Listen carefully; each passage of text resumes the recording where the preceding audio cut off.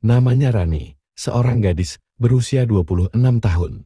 Berparas cantik dan pintar bersosialisasi. Namun di balik senyum manis dan tutur katanya yang lembut, tersimpan niat yang tidak mulia. Ia muak hidup miskin. Ia ingin hidup mewah, punya rumah besar, mobil, tas mahal, dan liburan ke luar negeri tanpa harus bekerja keras. Di sebuah acara sosial, ia bertemu Pak Karta, seorang duda berusia 72 tahun yang tinggal sendirian. Di rumah megah di kawasan elit, istrinya sudah meninggal, dan anak-anaknya sibuk di luar negeri. Hartanya melimpah, dan lebih dari segalanya ia kesepian. Bagi Rani, Pak Karta adalah peluang. Ia mulai mendekat, mengirim pesan tiap pagi, membawakan makanan, menemani ngobrol.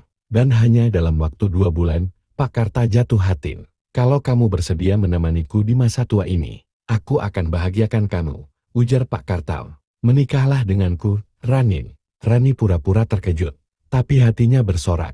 Begitu dia mati, semua ini jadi milikku. Aku akan jadi janda kaya sebelum usia 30. Pernikahan mereka dilangsungkan secara sederhana. Rani resmi menjadi istri sah dari Pak Karta. Ia kini tinggal di rumah besar, makan makanan mahal, pakai mobil mewah, dan punya asisten rumah tangga. Namun, beberapa bulan setelah menikah, Pak Karta tak juga menunjukkan tanda-tanda sakit. Bahkan ia makin sehat, ikut yoga, jalan pagi, dan mulai banyak tersenyum. Rani mulai gelisah. Ia lalu mencoba menyelidiki soal warisan.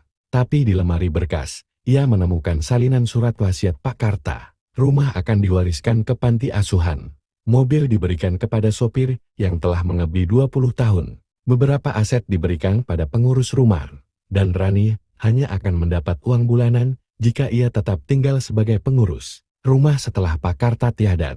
Rani terkejut, marah, dan kecewa. Ia mencoba merayu, bahkan mengancam. Tapi Pak Karta hanya menatapnya tajam. Aku tahu niatmu sejak awal, ucapnya tenang. Tapi aku tetap menikahimu, karena aku pikir, mungkin hatimu akan berubah. Rani tak menjawab. Malam itu juga, ia meninggalkan rumah besar itu dengan tangan kosong. 2 tahun berlalu, Rani jatuh miskin.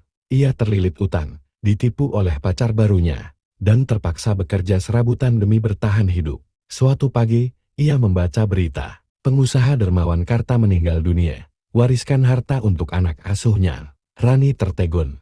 Ia tak tahu bahwa Pak Karta selama ini membiayai seorang anak yatim perempuan yang tinggal di luar kota. Anak itu kini menjadi ahli warisah dari semua harta yang disimpan secara rahasia emas, deposito, dan tanahan. Rani hanya bisa menangis. Semua rencananya sia-sia. Harta yang ia kejar dengan kebohongan tak bisa ia sentuh, bahkan seujung jari. Kini, ia hanya bisa duduk termenung di kamar kos kecil, mengenang masa-masa saat ia pura-pura mencintai lelaki tua demi kekayaan. Tapi cinta palsunya dibalas dengan kehampaan yang nyata.